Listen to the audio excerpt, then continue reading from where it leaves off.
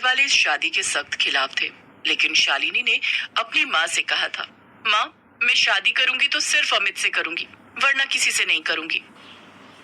अमित ने भी बार बार शालिनी से कहा था, देखो शालिनी, मैं गरीब हूँ, मेरे पास कुछ भी नहीं है, ना अच्छा घर है और ना ही मैं तुम्हें अच्छा खिला सकता हूँ। लेकिन शालिनी जिद पर अड़ी थी।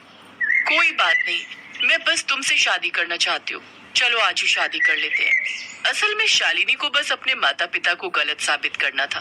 मम्मी पापा मुझे बोलते हैं कि मैं तुम्हारे साथ तुम्हारे घर में नहीं रह पाऊंगी, मुझे उन्हें रह कर दिखाना है।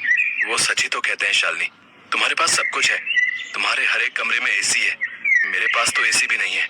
प्यार में एसी हो या फैन क्या फर्क पड़ता है, मुझसे शादी कर लो अमित, आज ही शादी कर लो। शालिनी जिद पकड़कर बैठ गई। अमित भी शालिनी से प्यार तो करता ही था। उन दोनों ने शादी कर ली और शालिनी अपना घर छोड़कर अमित के एक कमरे वाले घर में चली गई। उस घर में अमित के माता पिता और 2 बहनें भी रहती थी। अमित ने सभी से कहा, माँ बाबा मैंने शालिनी से शादी कर ली है, आज से वो हमारे साथ ही रहेगी। हाँ सासू माँ, मैं इसी घर में रहूंगी, प्रणाम लीजिए। अमित के माता पिता चिंता में पड़ गए। शालिनी अपनी दोनों ननद के साथ बातें करने लगी और अमित के माता पिता ने अमित को अलग ले जाकर कहा, बेटा ये क्या किया तूने, इतनी गर्मी में शादी, वो भी अमीर लड़की से। तुझे पता तो है ना कि हमारे पास सिर्फ एक ही कमरा है। पता है माँ, लेकिन शालिनी ने ऐसी जिद पकड़ ली कि मैं उसे मना ही नहीं कर पाया। जिद पकड़ ली और तू मान गया। सरला, अब तुम ही तुम्हारे बेटे को समझाओ, पागल हो गया है ये। अमित के माता पिता गुस्सा हो गए। शालिनी वैसे अच्छी लड़की थी, उसे खाना बनाना आता था, घर के कामकाज भी आते थे। शालिनी ने उन दोनों का दिल जीत लिया। उसने सबके लिए खाना बनाया और प्यार से सभी को खाना खिलाया। हरिहर और सरला खुश हो गए।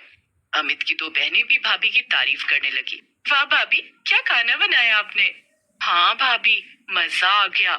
शालिनी भी खुश थी, लेकिन प्रॉब्लम तो रात के वक्त शुरू हुई।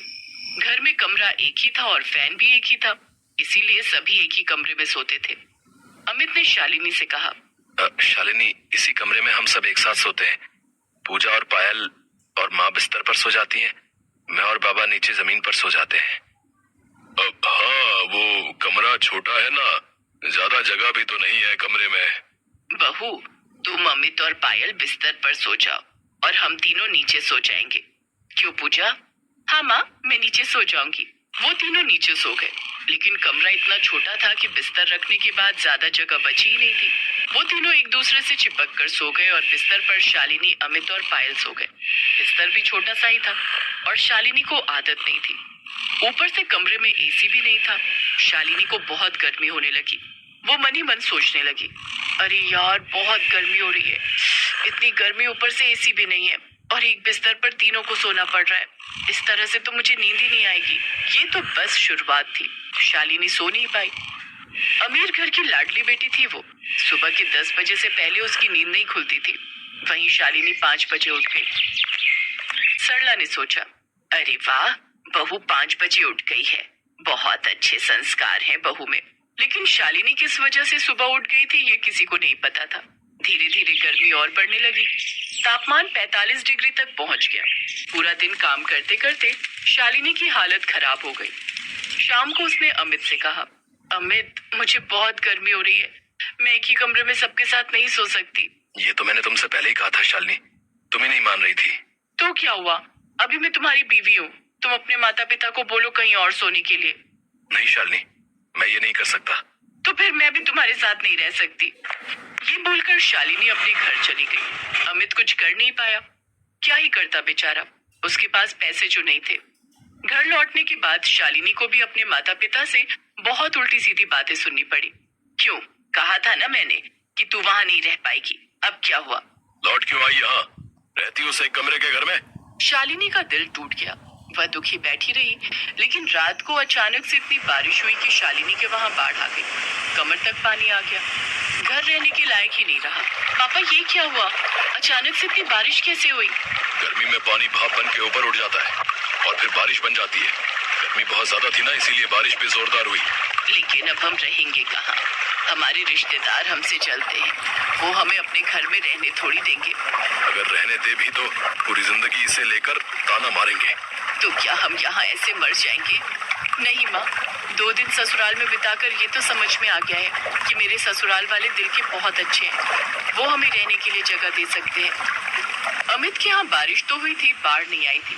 शालिनी अपने माता पिता को लेकर अमित के घर आई। अमित के माता पिता और बहनों ने शालिनी और उसके माता पिता को प्यार से घर के अंदर बुलाया। आप हमारे समधी और समधन हैं। आप कमरे में रहिए हमारी बहुरानी के साथ, हम छत पर रह लेंगे। बस कुछ ही दिनों की बात है। हमें ऐसे बहुत शर्म आ रही है। हमारी वजह से आप लोगों को कितनी तकलीफ उठानी पड़ रही है। अब नहीं नहीं, आप तो हमारा परिवार हो। परिवार के लिए इतना तो कर ही सकते हैं। आप लोग बहुत अच्छे हो। हमारी बेटी आप लोगों को छोड़कर चली गई थी, उसे माफ कर देना। इसी तरह सब लोग खुशी से उसी एक कमरे में रहने लगे। बाढ़ ठीक हो जाने पर शालिनी के माता पिता तो लौट गए, लेकिन उनका दिल और खुद शालिनी उसी घर में रह गई। कुछ दिन बाद अमित की अच्छी नौकरी लग गई और उसने बड़ा घर बना लिया। उसके बाद सभी खुशी खुशी रहने लगे।